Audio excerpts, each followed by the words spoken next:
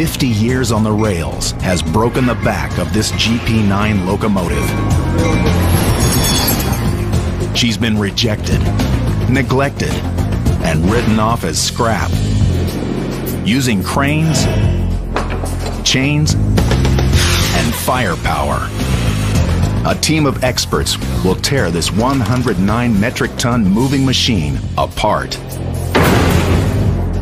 We the breakdown boys. Tear them up, put them together. Then rebuild her as a lean green locomotive machine.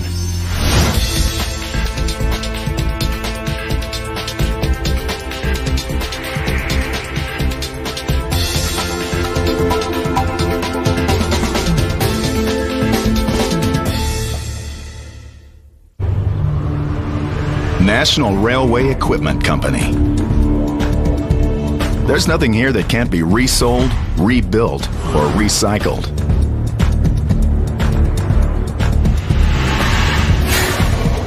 On the docket today is a GP9. Dubbed the Jeep 9, it was built in the 1950s. She's clocked over 1 million kilometers in her day.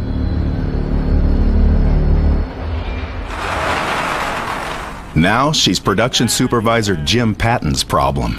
Old, very old. Jim Patton must evaluate this loco from top to bottom, inside and out. There's potential recycling value in all these parts. So it's up to him to figure out what can be salvaged. Yeah. It doesn't look too bad. I can probably rebuild this one. But for this project, Jim determines the mother load isn't the 1,774 metric horsepower diesel engine. Or the equipment rack. Yeah, the equipment rack's in good shape. Or even the 109 metric tons of steel and copper. It's the frame. I just want the center. The meat of the locomotive, which is the frame. The structural part's all I want. Because that's all Jim needs to transform a broken down relic into a locomotive of the future. Shut these doors again real quick. For the breakdown and rebuild project, the company's budgeted 4,000 man-hours. Anything over that eats up the profit margin. It's kind of jagged at the bottom. Jim needs this loco in pieces in just 5 days. And for that, he needs manpower. A mixture of experienced old-timers like Kenny Lucas. We the breakdown boys. Tear them up, put them together. Send me those 2 rookies down into Bay 3. And a couple of youngsters to do the heavy lifting. They part of the team of teardown. It's a lean crew with a hefty task. All together, we're 5. We done did this a couple of times together, so we kind of know how to work with each other. We know what everybody can do, and we'll assign everybody to the job that they can best do. When Jim's finished with this, it'll be a whole new beast. A lean, mean pulling machine. But before you build it up, you've got to break it down. The breakdown will happen from the top down in 3 steps. Step 1, the strip down. Cut and skin the outer steel shell of the loco to expose its innards. Step 2, the gut out. Remove the locomotive's internal organs, the engine, generator, and cab. And step 3, the final breakdown. Strip the frame down to bare steel, leaving only the trucks and wheels. At National Railway Equipment Company, breaking down locos is only half of what they do. CEO Lawrence Beal and his son Stephen built a one-of-a-kind company. That's how you got to start. He was buying locomotives and just scrapping them out and selling the parts bit by bit. That's all he wanted to do. Yeah, I intended to work out of my basement at home. So. Today, their 25-year-old business includes full-scale production. Oh yeah, we remanufacture the locomotives. That's exactly what these are. They were used locomotives that we bought, and then we remanufactured them, and when we're done, they're pretty well new. This 10-hectare lot in Mount Vernon, Illinois, is home to about 100 locomotives. and they are waiting for the chance to get rebuilt and back on the rails. And right now, it's time to make over the Jeep 9. The crew gets straight to work on the first step, the strip down. First up, remove the steel hood, a steel membrane that stretches from the cab back over the main components. National Railway Equipment Company can sell it as scrap or reuse the structure, so the team wants it off in one piece. This metal behemoth was designed to be indestructible, so it's going to take heavy-duty torch power and muscle, which isn't enough for Shane Laird and his wrench.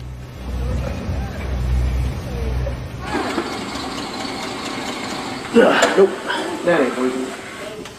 He's forced to call in help. We got this pipe in the way, and we're gonna have Tim come over here and cut it out for us. Have fun, buddy. You fell in the hole now.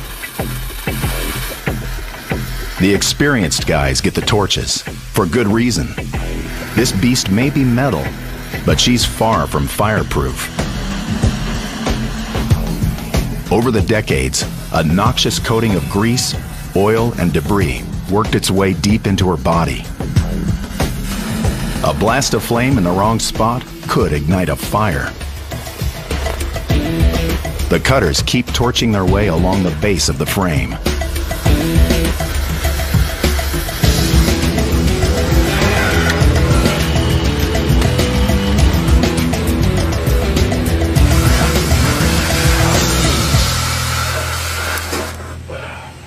The team is ready to pull the hood.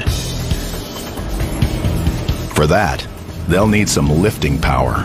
Cranes. We're going to use a 30-ton, and we're going to use this, 10-ton right here. Taking his chains onto it and pick him up for you. Up, up, and away. But not until Mike Gargas says so. I'm the guy that's going to be running the overhead crane, so whenever I come in and I inspect the whole locomotive before I pull the long hood. Mike must make sure the long hood is in good enough condition to lift off in one piece. The last thing he wants is 4,500 kilograms of rusted steel plate collapsing on the workers. A few bolts on this side, a couple bolts on that side, a few cracks in the long hood that we'll have to get it taken care of and everything before we can pull the long hood so it don't fall apart as we pull it up. Okay. Mike finds cracks that he's concerned could tear apart in the lift, so he calls in the welders to try and reinforce the weakest points. Over the years, it has acquired a lot of rust, a lot of cracks, even when it was moving. You know, a lot of times they get stress cracks and things like that. We have to be very careful because we don't want to take anything off that when we lift it, it have a chance of breaking. It's more of a safety procedure than anything else that don't nothing fall apart. The hood can only be reused if it's in one piece. But try as they might, it looks too risky. They come up with a new plan. There are too many cracks in the hood to take it off in one piece, so the team decides to take it off in two pieces. With them cracks up on the hood and everything, it's not real safe. As they work to cut the hood in two, the boss checks in for a final inspection.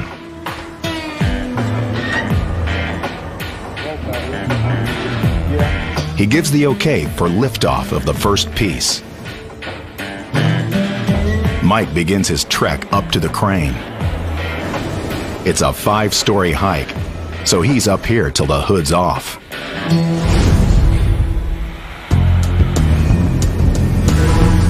If the team missed a bolt or didn't torch all the way through, this loco will try to hold on to its skin.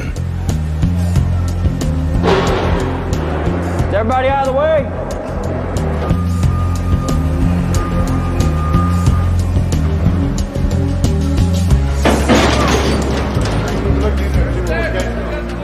Something isn't right.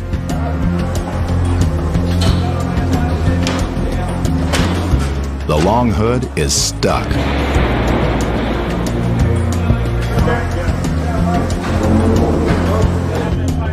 They're going to have to comb through the entire hood to locate what's holding it down.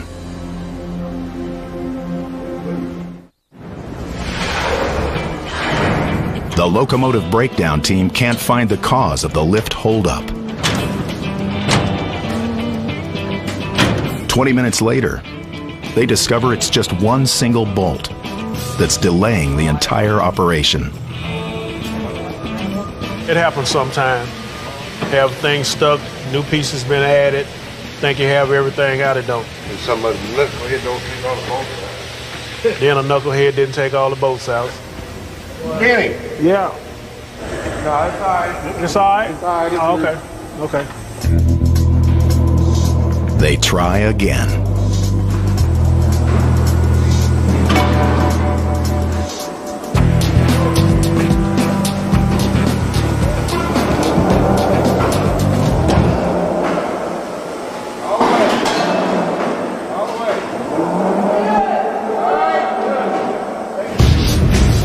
The first section is done.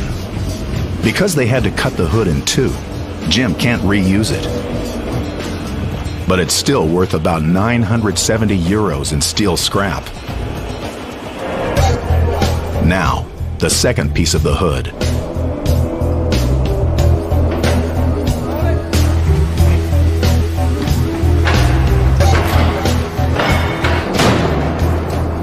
You good?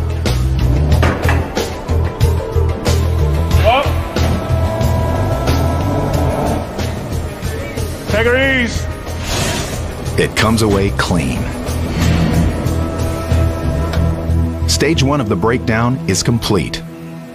Now they can move on to the gut out, removing the components, including the massive 1,774 metric horsepower engine. Since the 1930s, many locomotives have been powered by a combination of mechanical and electrical technology. At the core, a supersized diesel engine. That runs a generator, which creates enough electricity to power the air compressors needed to run all its vital organs, as well as the wheel-turning traction motors. Jim's got a schedule to keep. Right now we're on schedule. I hope to continue on schedule. But he doesn't want them to rush it. Hey, Kenny, here's the plate. They've got to remove each component while trying to keep its auxiliary parts intact.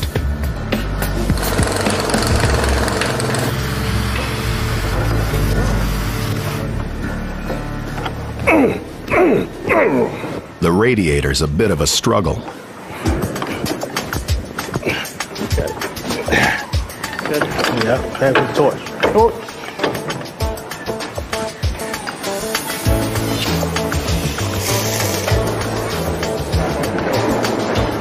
This essential 453 kilogram component cools the engine as needed.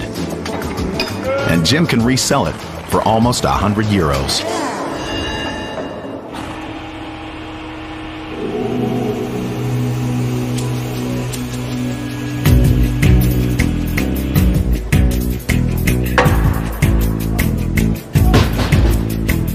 The breakdown continues. It's time to prep for lifting the engine. Wrenches won't do diddly on this beast. All up. And that's ready to go. This 16-cylinder powerhouse has some of the biggest bolts on the locomotive. This is a spline drive. It takes out the bolts that don't want to come out with nothing else. These spline drives tackle the toughest jobs, using 2,400 Newton meters of torque. Ain't too many bolts it won't take out. But it's not just the bolts they have to remove. They must cut old fuel lines connected to the engine through the bottom of the frame. The smallest on the team gets assigned this dirty duty. The smallest, but the best looking. But you gotta finish cutting this in half, So when we pull the engine, the pipe doesn't hook up, so it just pull out clean. Got a little bit here left to cut, and then this will be done. It's a messy job, but someone's got to do it.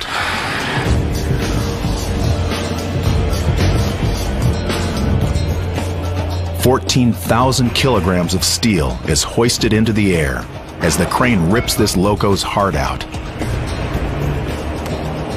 Bring it west. North a little. Take it Rebuilt, the engine could be worth up to 120,000 euros and run another 50 years on the rails. Good. But this loco's gonna get something much more powerful. A genset engine. These things will be Lawrence and Stephen Beal are pioneers in a new locomotive technology. Genset technology, short for generator set, focuses on fuel efficiency. Instead of using one large engine and generator all the time at full capacity, a series of smaller engines and generators are used only when needed. An onboard computer monitors the horsepower and starts and stops the engines accordingly. If a lot of power is needed, all of them kick in. Otherwise, the rest stay off. The result? Over 35% reduction in fuel consumption and more than 85% fewer emissions of some greenhouse gases. Production supervisor Tom Bonner oversees the genset operation. Enviromotives is what we call them. In other words, their fuel efficiency is much greater. Their sound decibels, dBs, is much lower. What we've done is basically rewrite how locomotives are being made and produced. The whole concept of what a locomotive is, we've changed it. And they're about to change this locomotive. But before they build her back up, the breakdown boys have to remove one last component: the loco's operational center, the cab.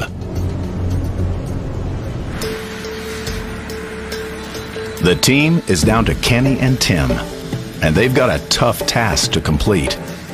The electrical cabinet is the hardest part on getting this cab off. No rookies today. This is a dangerous operation.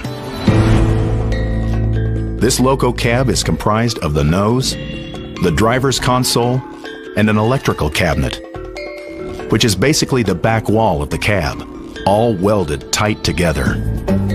And it's full of insulation and electrical wiring. The team's goal is to remove the cab in 2 lifts. First, the nose and driver's console. Then, the electrical cabinet. But before they can get to work, Kenny's got to get rid of 4 90-kilogram batteries from the bottom of the cab. He opts for the forklift because the batteries are an extreme fire hazard when near torches. The danger of the battery is the chemicals that's in it. You know, it'll explode. Okay, we're going to have to do a little bit more cutting on that before it come out. Don't want to bust them. The batteries are fused to the cab. Kenny's forced to take out the torch.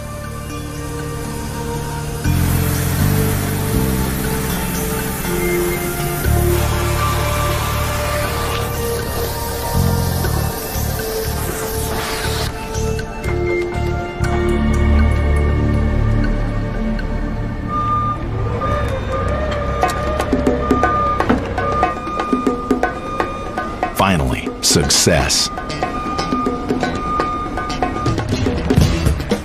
They'll recycle and resell these batteries.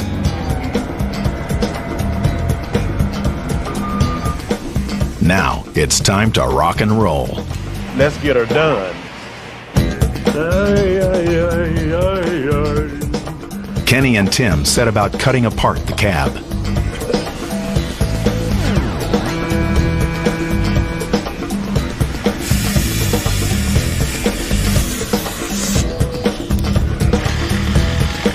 It's in bad shape, but they finally cut it free.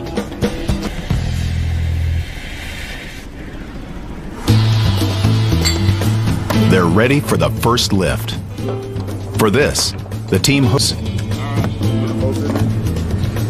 and threads padded chains through the driver's console.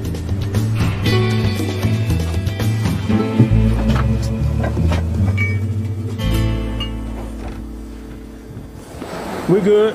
Huh? We good? No, we're not. We're too much of at an angle pulling on that hook.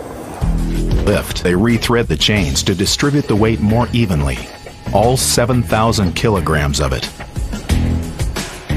All right, Mikey, up slow. Up slow. Oh, cabinet's coming with it. Set it down. Set it down. This beast won't budge. Something's not right. All the bolts out up there. It's got to be welded somewhere. Okay, let's check it out real quick. The electrical cabinet is somehow still attached, but the plan is to lift that separately. We'll get it from up under? Probably. But it's going to take a while to get this cabinet loose. Cabinet's pulling up, dude. I know. Yeah, but you get up in the air and something give away. I'm not taking a chance now. I'm not going to be unsafe. We can put some more bolts back in there. Throw some bolts back in them holes. Hey, we got bolt holes. We'll put some bolts in it, but I want a lot of bolts in it. Jim reluctantly agrees to the option of last resort. Try to pull it all free in one lift. But first he wants the electrical cabinet reinforced to the cab. What we need, about 10 of them? No, you need about 20 of them. Another setback on schedule.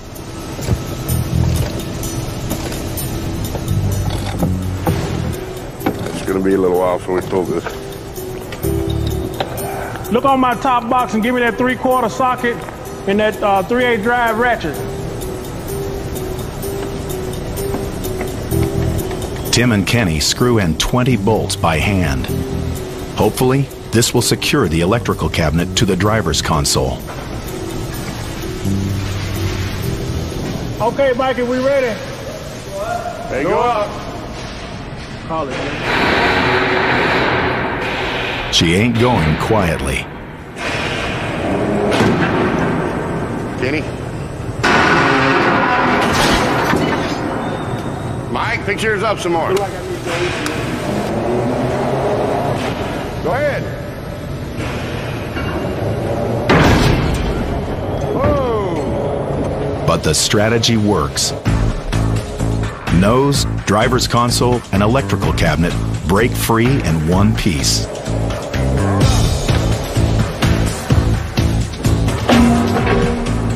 That's why I said headache. And Jim's team is back on schedule.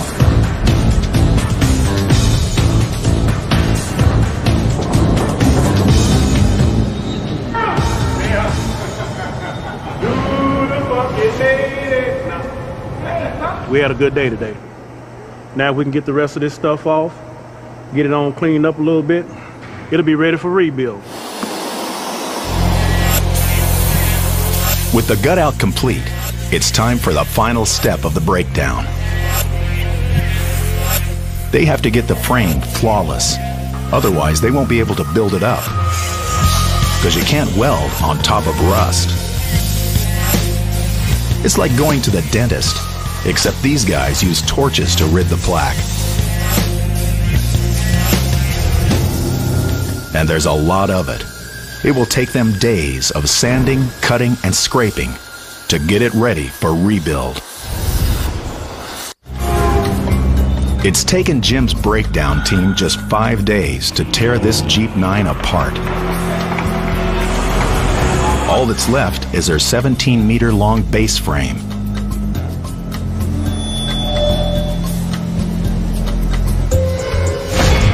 In the next 7 weeks, this frame will undergo a total transformation as it's rebuilt into a new locomotive with the latest and greenest technology. But first, they've got to move her.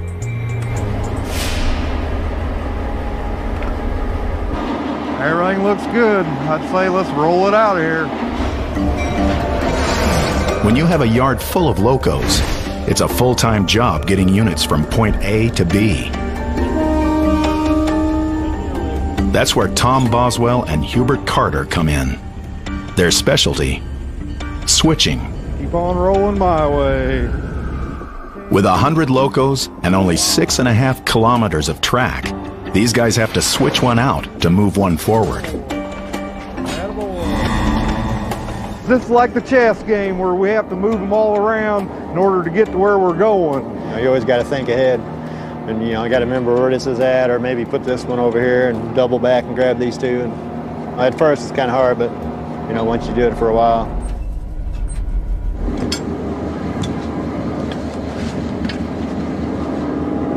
All right, let's go my way.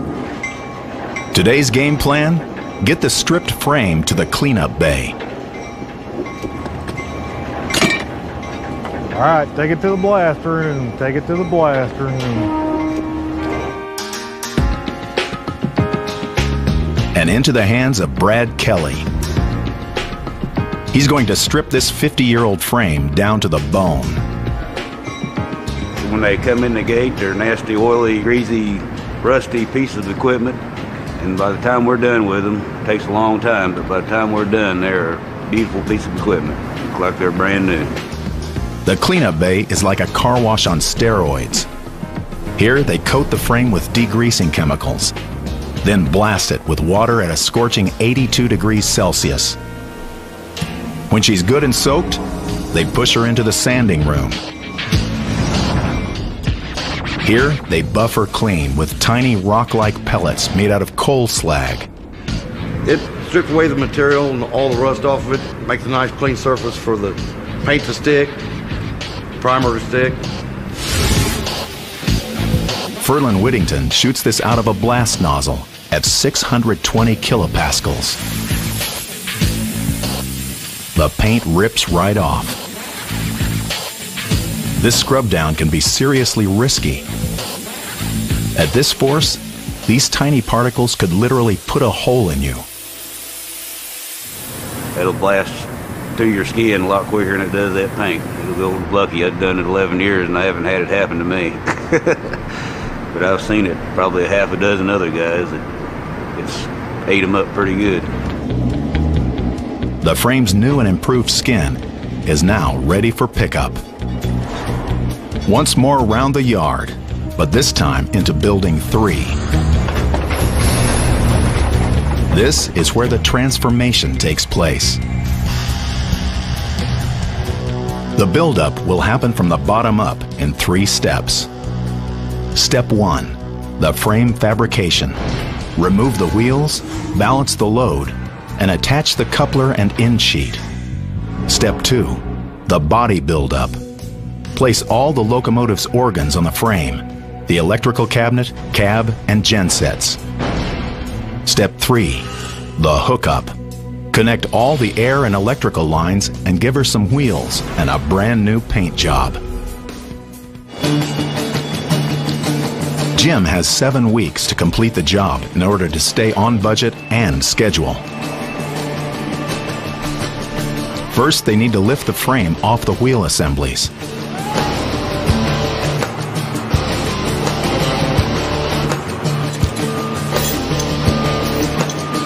Out come the wheels, and in go the temporary stilts.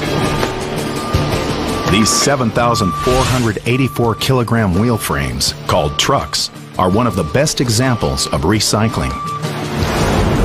Built in the 1940s, these bad boys are continuously used and reused. In fact, trucks like this are no longer even manufactured, because with a little upkeep, they last forever. The team will refit the wheels with new traction motors, ready for another 50 years on the tracks. Jim's finally got his frame, stripped clean and primed to go. Now the body buildup can begin. In the next few weeks, the crew will build a new locomotive on the old Jeep 9 frame. But before they can put anything on it, they must make sure it can handle the load. A loco is designed to be heavy, to keep it on the tracks. This frame must weigh 23,000 kilograms to have adequate traction. Dick Porter's responsible for making sure that weight is balanced throughout the frame. To do so, he adds ballast, or dead weight. We have to have pretty well the same amount on the front end as the back end. We've got ballast welded all the way down the side. We're a little light on the front. So what we do, we've got a sealed compartment on the front. We add steel shot to it and then seal everything with an 1.5 inch steel plate. The base frame is balanced. Now Dick can start assembling the loco's upper body. I'll be throwing a little bit of dust here. The crew builds the upper framework of their locos from sheets of recycled steel. Now, the end sheet can be secured to the frame. It must line up exactly over the space for the coupler. As always, project manager Jim Patton's got a hand on it.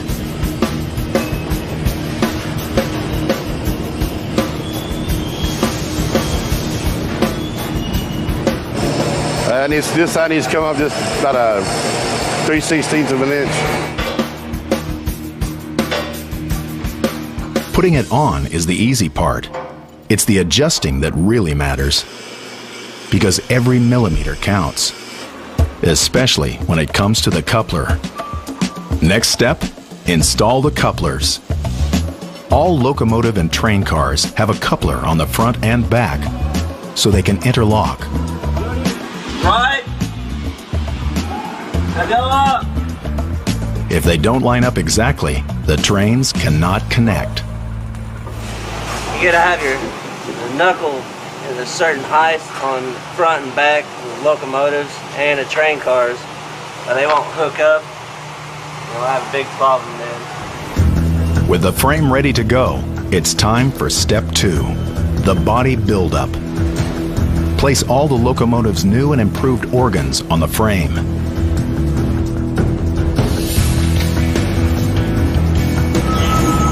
The electrical cabinet needs to sit square at the back of the cab area. Jim's there to make sure it's positioned exactly right. I have to trim that lip. Both sides needs to go your way about 3/8 of an inch.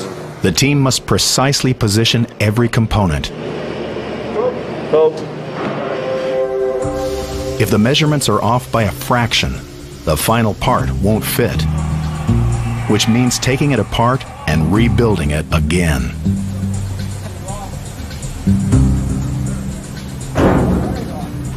And right now, Chris Bledsoe is struggling with the nose. Pretty crooked. The way they got the lifting eyes set up there, it ain't gonna pick up straight. It seems to just be a matter of getting the nose level. Say, we'll get it in there.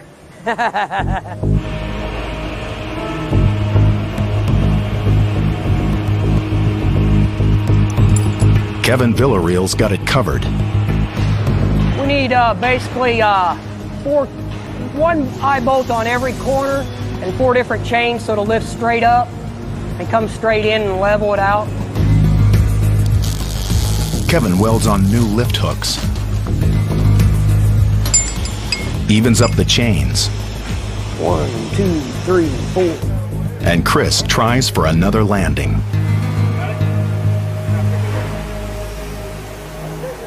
Little more. Oh, perfect. In she goes. Now they've got to secure it. And that means welding. Welding involves a fine steel wire fed out the end of a tube, while at the same time, a bolt of electricity shoots through it. It melts the wire on contact into a steel puddle, creating an incredibly strong bond.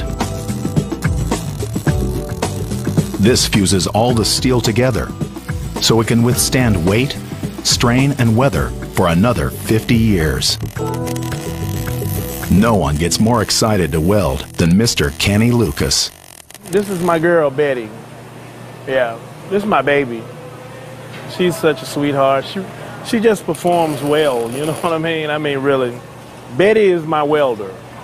My welder. Don't nobody use Betty but me. Betty is like a Cadillac Escalade. She got 6-inch rims on her. This is my little glove box with my cup holder and thing. My little hooks to hang my leads and welders. I got a storage compartment under the bottom, you know, where I can put all my little gadgets and stuff. With a cart like Betty, Kenny can make metal melt and sparks fly.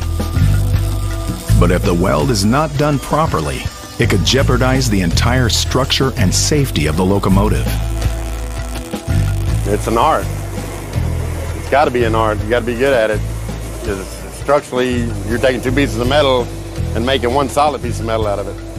And if it's got any holes or flaws in it, your structure's not safe. Some welders, they can just lay it down and it looks like a machine did it. This is perfect. It's like a beautiful woman, man. It's just perfect. The loco is shaping up pretty nice. With the nose now secured, it's time for the final component to go on. This beast is about to get the ultimate heart transplant. The build-up room is a busy place, with multiple projects constantly underway. But right now, there's only one in the final stage. It's about to receive a revolutionized engine, a genset. Generator sets are the most important components in the rebuild. With this cutting-edge technology, locos are 35% more fuel efficient and emit 85% fewer particulates. It's up to Don Stewart to fly in this second genset safely. We're going to set a genset into this hole. That'll be number 2 genset. And hook it up. You're ready to operate. Using his remote, Don must direct 8,600 kilograms of high-tech machinery into a perfectly fit hole. And at around 200,000 euros per genset, there's no room for error.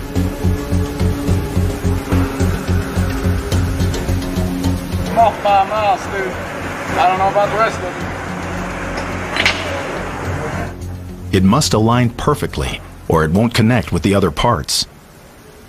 We're lining up the hose, our bolts that hold the genset down. You might have 1/8 of an inch clearance, that's it. A few final tweaks.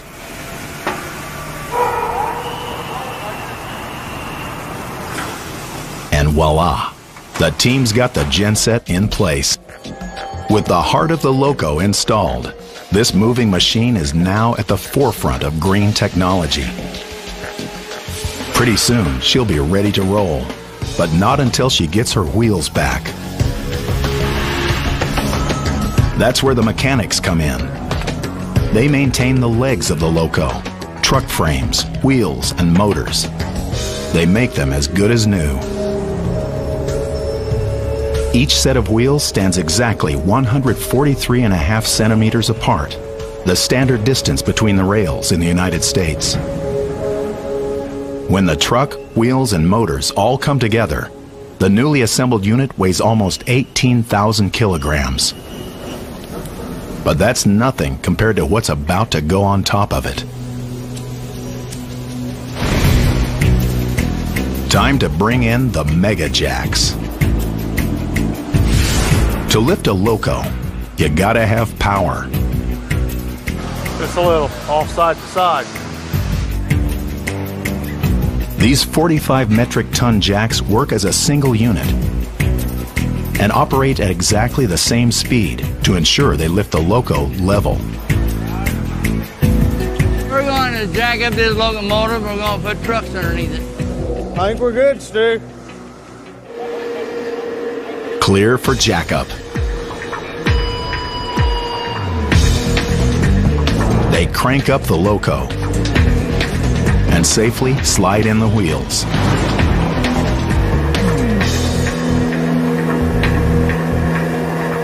Tied up on the belt rope. So far, Jim's happy with the progress. We're pretty much on schedule. Probably a week behind, but I can make that up. It's on to step 3, the hookup. And that starts with the electrical lines.